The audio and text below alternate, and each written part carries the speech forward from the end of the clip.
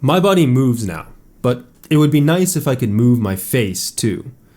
I currently use VC Face for rendering my model and recording, which eventually ends up in Final Cut. The face tracking data is generated by the VTubeStudio application running on my iPad, which makes use of Apple's ARKit face tracking framework. I know the system communicates over Wi-Fi, which is obvious from the fact that you need to put the IP address of the Apple device into VC Face, and also because it's stated on their website. That said, I don't specifically know how this is done, how the computers find each other, what kind of handshaking occurs, what format and over what technologies everything is transmitted. Mostly the transport layer.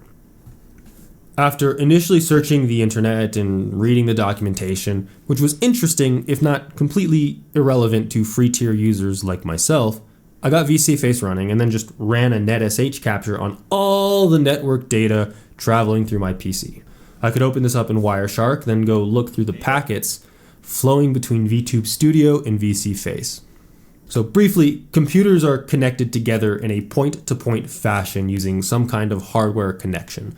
For consumers, this is either an Ethernet cable or a wireless access point, your router. Since one computer can have multiple connections, we can keep connecting more computers until you get a large network or web. Each computer on that web is assigned an identifier to locate it in the network, an address of sorts specified by the protocol that defines how this interconnected network operates. If the IP address identifies a computer, the port on that computer correlates traffic data with specific software. The port is controlled by reading and writing from a special file called the socket, which can be created in code. The sending computer can specify a target with an IP address port pair, like TCP, or it can just kind of shout the data out into the network and hope the right person sees it, which is UDP. The best I can figure is that VC Face operates using UDP connections. It has one constantly running in the background that listens to requests for data. If you transmit this string to port 21412 on the iPhone or iPad, VC Face will start blasting out face tracking data to the IP address that sent the message and the port that the message specified. You can specify for how long as well, which is great. All I need to do is write a couple sockets that send out the request string and listen for the response. Unfortunately, I need to do this in Windows, which means I need to use WinSock, which isn't exactly POSIX compliant. It's more like a distant relative. A second cousin, maybe. Anyway, the data is just a large JSON string about 2,650 bytes long, give or take about 8.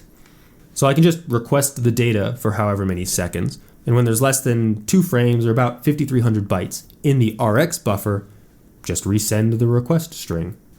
Easy. Plus, the data comes in at about 60 Hz, which is even better. My goal is to run at a minimum of 30. This is what I record at, so that's the minimum acceptable product. Which brings me to the problem of timing.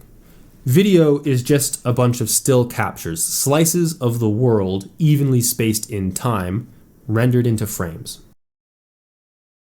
If I want to move my face properly, the slices that get captured from reality need to line up with the slices rendered by my application.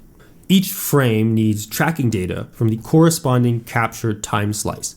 That is, the amount of time between each rendered frame and the amount of time between the facial tracking data's captured frame need to be the same. Otherwise, my facial movements will get compressed or stretched, which would look bad.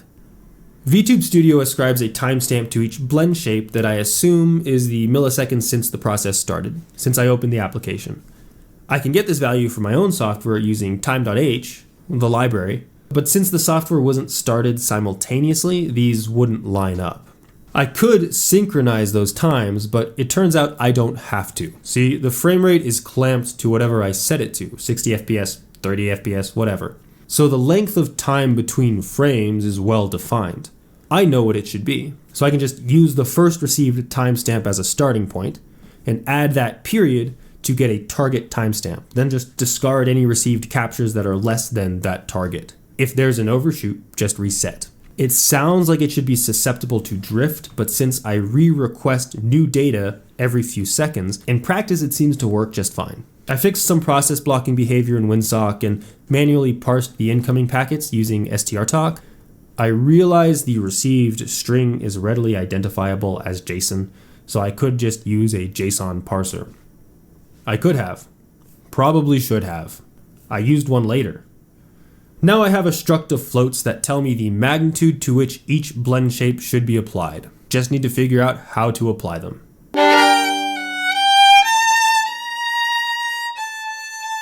This is where things started to be much less straightforward. Raylib doesn't support blend shapes.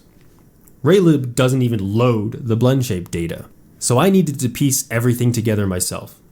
Computers operate on memory, blocks of memory, which are just a big row of registers containing numbers, our data.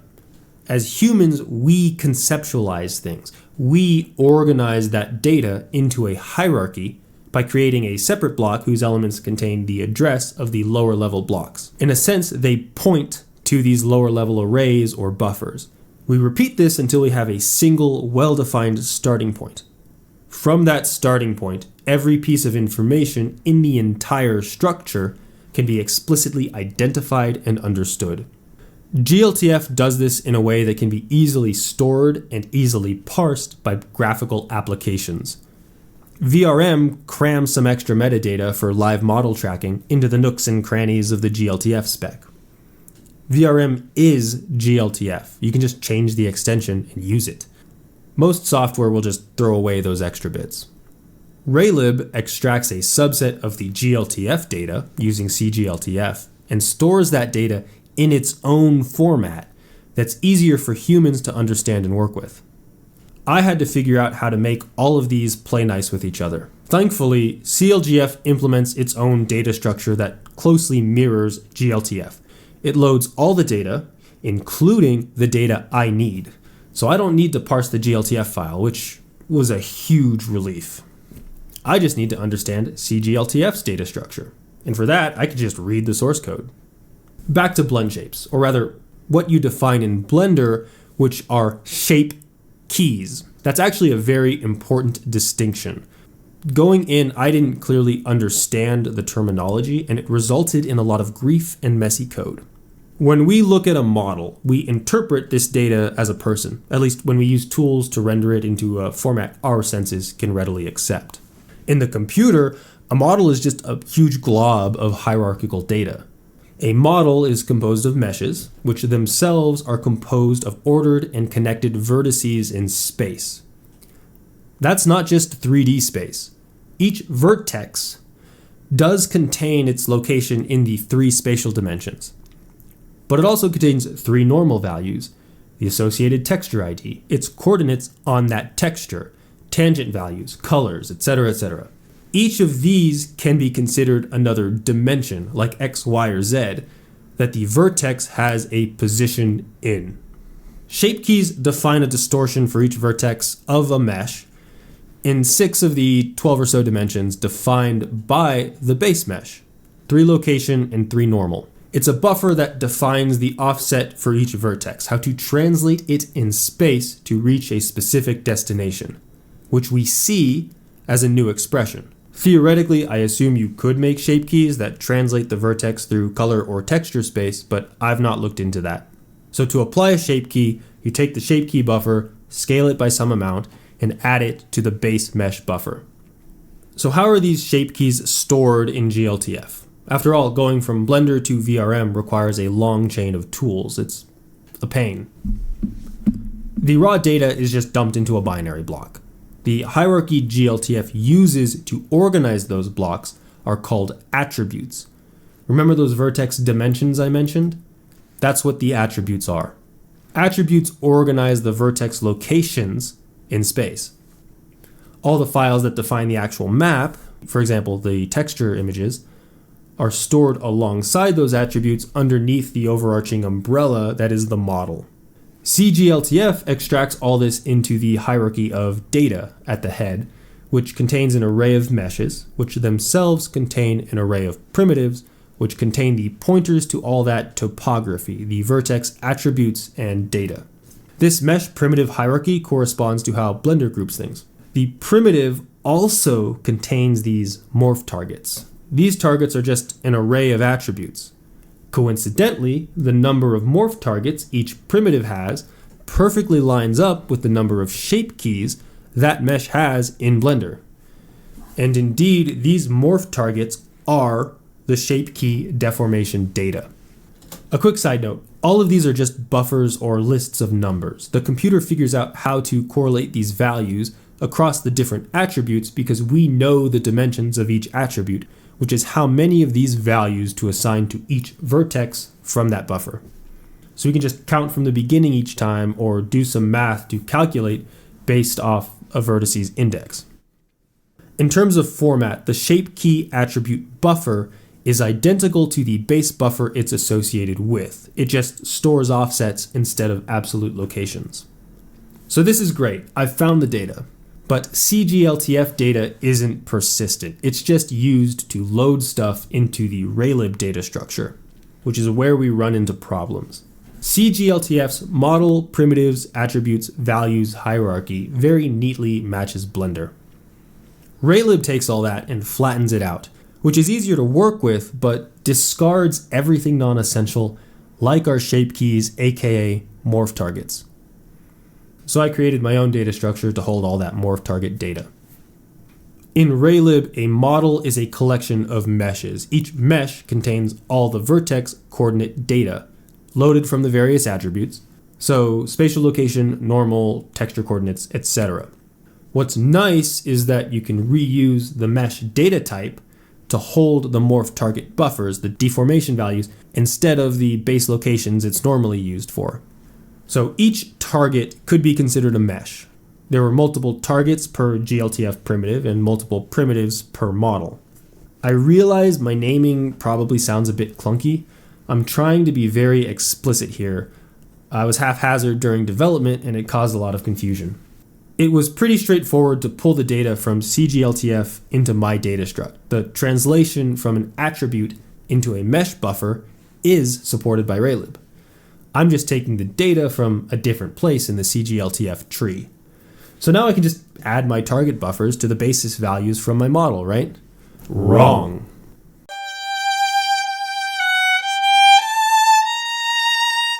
Here comes the confusing part. Blendshapes aren't morph targets.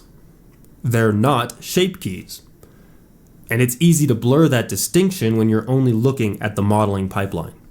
See, when you convert from FBX to glTF/VRM in Unity, one of the steps is to add all your blend shapes into UniVRM. If you're organized, this is just one-to-one from Blender. Boring, tedious, easily glossed over. It is quite significant. A blend shape is a linear combination of shape keys. It is a weighted sum of however many keys you want to use, from one key at 100% to 100 keys at 1% each, or anything in between. A shape key is a single transformation. It moves our vertex from one place to another. A blend shape allows us to stack shape keys, to scale and combine these individual transformations to define a new destination in that space, a new expression. The shape keys are Legos, the blend shape is the form we construct with them. The shape keys are vectors constituting a basis set. The blend shapes are locations contained within the linear span of that set, contained anywhere in that vector space. Which is mathematically fun and artistically powerful, but computationally very annoying. See, blend shape data isn't stored nicely in the glTF file. Morph targets are nice. It's just a buffer containing offsets that's otherwise identical to the model's base vertex buffer. Blend shapes aren't calculated out and stored this way. glTF doesn't support blend shapes. And since VRM is just glTF with extra rules, it doesn't support blend shapes either. That said, they're obviously in there somewhere. glTF may not support blend shapes, but it does support data extensions, which is basically a way to tack on a big string. All that extra VRM data, yeah, it's crammed into a JSON string and stored as text. It's also loaded as text. Each blend shape is a combination of shape keys identified by 3 values: the glTF mesh ID, the index of that shape key in the glTF target's array, and then the weight or coefficient of that target in the overall blend shape. The JSON data is also where the blend shape names are stored. Everything else is just done by index and association. Like I said, some blend shapes have multiple keys. I had to parse all that and put the data into yet another custom data structure. I used a parser this time. I tried CJSON, but was getting weird memory errors compiling it with C++, so I switched to Jasmine, which I actually like quite a bit. So, the float value from VCFace scales the blend shape, which itself is a combination of scaled morph targets, and each mesh has between 6 and 60 of those. Moreover, the blend shape's mesh ID corresponds to the glTF mesh index. Since Raylib flattens out meshes and primitives, the glTF mesh index is different from the Raylib mesh index. So I have to track that when I'm importing everything. So first I have to search through the primitive groups to get the mapping, then pull the model base data, then loop through all the blend shapes and morph targets to apply the appropriate translations. These calculated buffers then get written to the OpenGL buffer to be rendered to the screen. It's a lot. I spent a bunch of time programming, reading source code, getting confused, and trying to figure out how these data structures map to each other. I hadn't called things their right names, which obfuscated things. And now when I move this slider, oh wait, not this slider, my eyes disappear. Oh joy. I've harped on that quite a bit. I sound like my father. But I got it working. I set up this GUI to set the blend shapes in place of using the network to make debugging easier. You can see that as I adjust the values of these sliders, the meshes of my face are altered accordingly. Very slowly. Unacceptably slowly.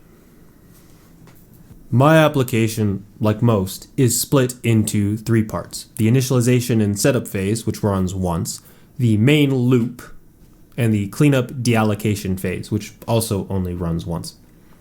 The main loop is executed every frame. If I set everything to target 30 FPS, that means I want the screen to update every 33 milliseconds. My main loop tells the GPU what to render to the screen, and so it has to execute everything in less than that 33 millisecond period that was specified. My application is currently single-threaded, which means it's a single process and nothing is done in parallel. The main loop contains everything, handling the network connection, pulling the tracking data, parsing and applying that data. It has to do all this every frame, and if it takes too long, the frame rate suffers. My machine easily handled everything I threw at it so far, quickly enough to finish that main loop every 16 milliseconds, which allowed me to run at 60 FPS. Handling the blend shapes was too much. I had to loop through all the blend shapes for each mesh, all the morph targets for each blend shape, and then all the vertices for each morph target, and that adds up, especially when deforming the main body, which by far is the largest mesh, at over 122,000 values that need to be calculated for each of the 59 shape keys across all 69 blend shapes. Which is unfortunate. I started optimizing by going after the low-hanging fruit. There were a couple simple optimizations I could pursue. One, I could restructure the loop to reduce repetitions. I had 3 correlated datasets, and I could choose any one of them to use as the top-level loop. Second, during the setup stage, I could go through all the shape keys and trim the leading and trailing zeros. This would reduce the scale of the vertex update loop. No need to calculate +0 for half my body. Plus, it's a one-time calculation, and I don't really mind increasing the setup time by a couple seconds, if that. This bought me about 10 more FPS, which wasn't enough. And so I turned to multithreading.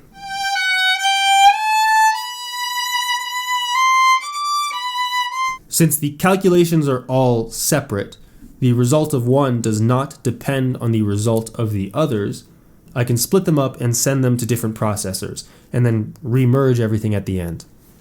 That way I can use the other 11 threads in my CPU instead of forcing everything onto just one of them. Since the blend shapes, shape keys, and basis buffers are static, the real solution would probably be to write an OpenCL kernel that holds the base locations and final blend shape locations as constants, and then accept the blend shape float values as a third buffer, and then performs all the computations inside the GPU. That sounds hard. Using OpenMP, on the other hand, was comically easy. I literally just added this one line, and the OpenMP API compiler directives caused the loop to fork across multiple threads. And my software was way faster, but a bit glitchy. Turns out restructuring my loop earlier reused some buffers as intermediary storage, which causes all this flickering. So I restructured to split the loop along mesh boundaries instead, and I actually went even further to split my main mesh body into 6 parts, each chunk about 13,000 calculations. This brought me down from 40 FPS to around 33. That said, it worked properly and was still over my 30 FPS target, so I called it good. For now. Anyway, all that's left is housekeeping. I reactivated networking to use the VTubeStudio data feed, and after some lagging issues, then re-enable the pose tracking, and now blend shapes don't work. I use the anim vertex buffers to store the calculated positions for both the facial tracking and the pose tracking. When I implemented the pose tracking, I zeroed out these values to make sure they were initialized correctly. Now, I deform these vertices beforehand in the blend shape methods. So I had to modify my loop a bit to assume this behavior had occurred outside and use the already transformed anim vertices as the starting point for the pose, translation, and rotation calculations. And I'm done. So I've got face tracking and body tracking. It's not very good. Man, I've been working on this since May? For the face tracking? May. And I had to update to Raylib 4.5 when I started, and now Raylib 5 is out. Okay, well, all I have left to do now is hand tracking, fix the jitter problems, figure out a mount for the face tracking camera, fix my model, optimize performance for future features, figure out the shader, implement the physics, get the locomotion station working, FFmpeg video output, tracking recording, environment generation and loading, VR headset integration, pose recognition, the casting system, spell database, object interactions, multithreading.